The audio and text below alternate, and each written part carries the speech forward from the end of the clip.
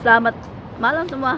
Aku dapat petunjuknya tentang kita lihat suasana Indonesia sekarang, di mana banyak demo, yang demo Trans 7, trans lainnya. Itu udah gak murni untuk membela agama Islam, ataupun itu lebih membela ke kepentingan pribadi, kepentingan golongan, bukan lagi untuk agama dan sebagainya. Agama itu hanya dijadikan topeng. Bahkan lihat tuh, bagian dari NU juga korupsi haji, dan kalau dikritik pasti kalian berperan. Ini yang kenapa sih ketika kalian tuh dinasihati, dikritik, bukannya koreksi diri, tapi malah menjadi sabiji sama para pejabatnya. Kayak Bahlil, kalau dikritik juga malah nantangin mau ngelaporin, di penjara.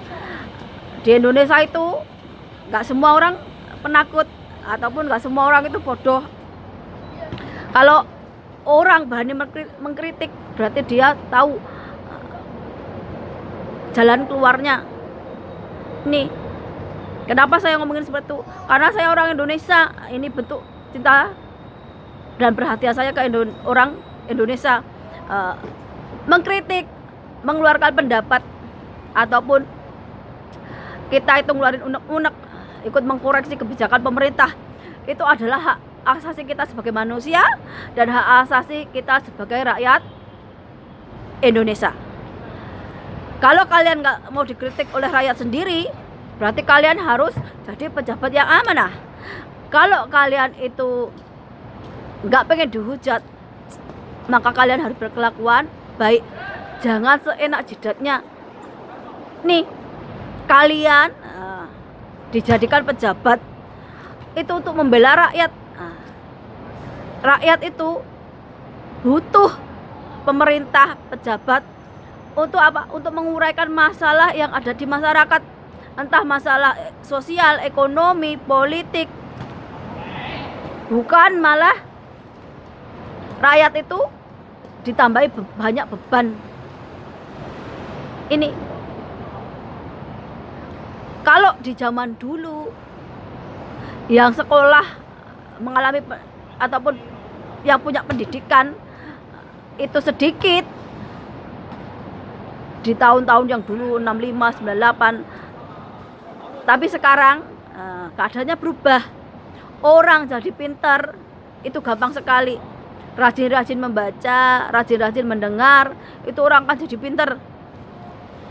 Jadi kalau kita mengkritik pemerintah, itu hak kita sebagai warga Indonesia, dan itu sebagai hak asasi kita sebagai manusia. Gak boleh ada yang larang. Banyak sekali yang komen-komen di Facebook saya, ataupun di media sosial saya yang lain. Urus aja dirimu sendiri, gak usah ikut-ikutan ngurus negara dan sebagainya. Aku tegaskan lagi, hak asasi manusia kita untuk bersuara. Tuhan ngasih kita mulut, kasih lidah untuk bersuara. Kita dikasih Tuhan untuk berpikir. Kita dikasih Tuhan hati untuk bisa merasakan yang terjadi di sekitar kita. Kalau di sekitar kita itu kejadiannya nggak baik, yuk kita akan bersuara, mengatakan bahwa itu nggak baik. Bukan kita pilih diam aja.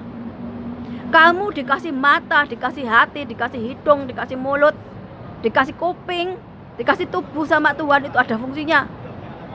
Bukan hanya untuk makan, tidur, berak, mati. Ini kita dijatuhkan manusia nih, punya tubuh nih untuk jadi khalifah, untuk jadi pemimpin. Kita harus ingat bahwa orang lain itu nggak seberuntung kita. Mungkin orang lain nggak bisa sekolah karena nggak punya biaya. Tapi kalau kita bisa sekolah tinggi, apalagi sampai ke luar negeri, kita jadi orang pinter, ya kita itu nolongin saudara kita ataupun orang lain atas nama apa? Kemanusiaan. Bukan malah kepintaran itu dijadikan alat untuk membodohi orang lain, menindas orang lain. Nih, kenapa aku bisa ngomong seperti itu? Karena kebanyakannya para pejabatnya ketika dia menjabat, Dia korupsi untuk apa? Untuk kepentingan pribadi, golongan, partainya. Rakyatnya cuma dicekoki apa? Bansos, makan gratis. Yang ngajarin apa? Yang ngajarin orang itu hanya tangannya nadah, tanpa mau berpikir panjang. Ini padahal kalau kita punya pekerjaan, punya uang, dan kita punya segalanya, jangkauan kita itu lebih banyak. Kita bisa menafkahi fakir miskin, bisa mendirikan masjid, rumah sakit. Kita juga bisa membantu orang lain.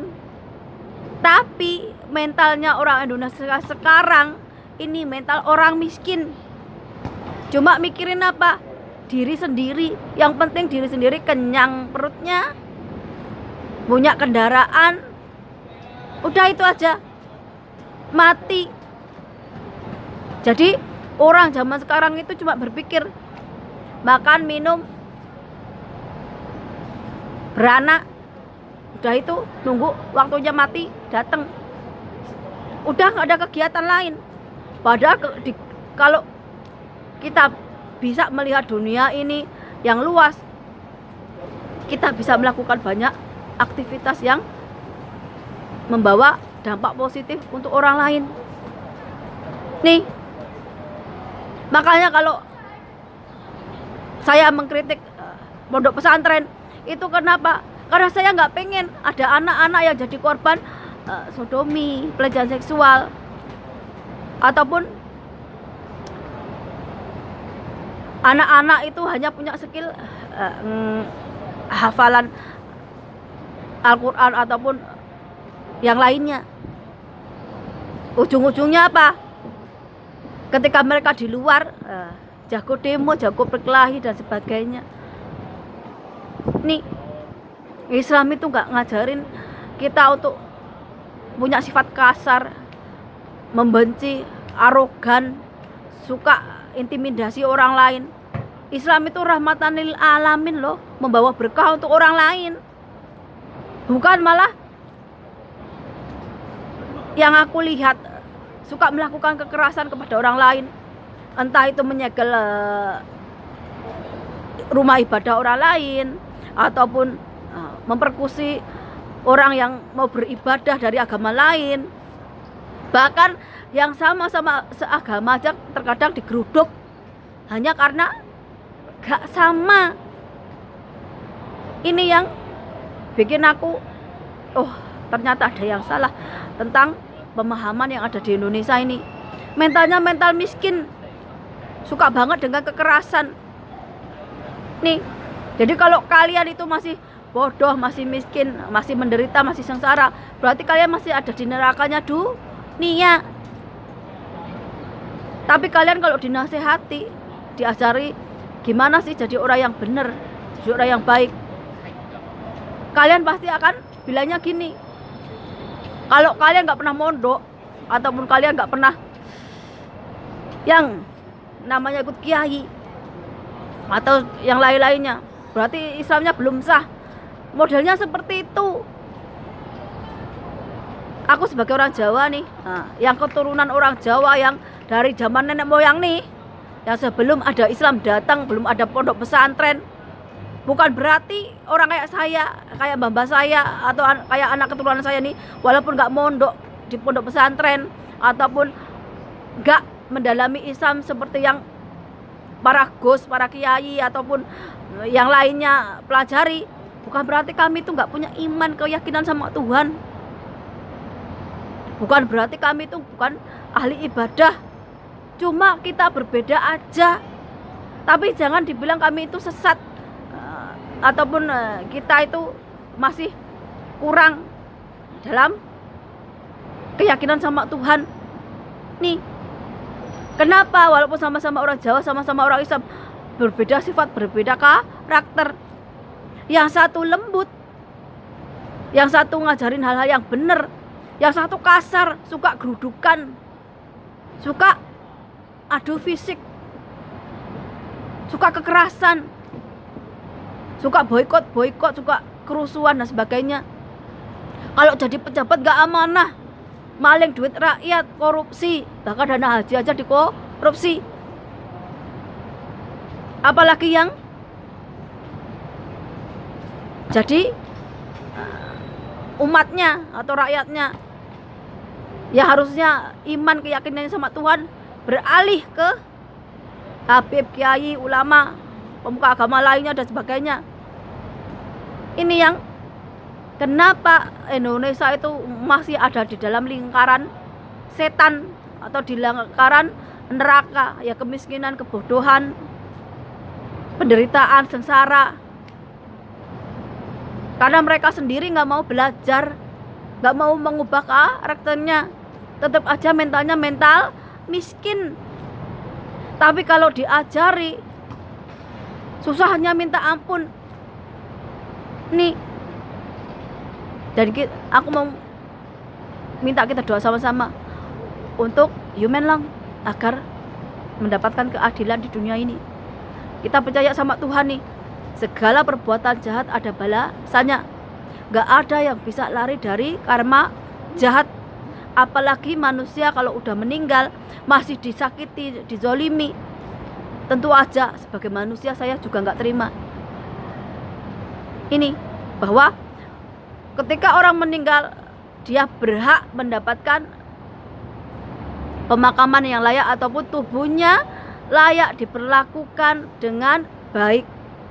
Ini, dan saya gak akan pernah setuju dengan alasan seni terus manusia itu bisa memperlakukan tubuh manusia semena-mena, menyiksanya.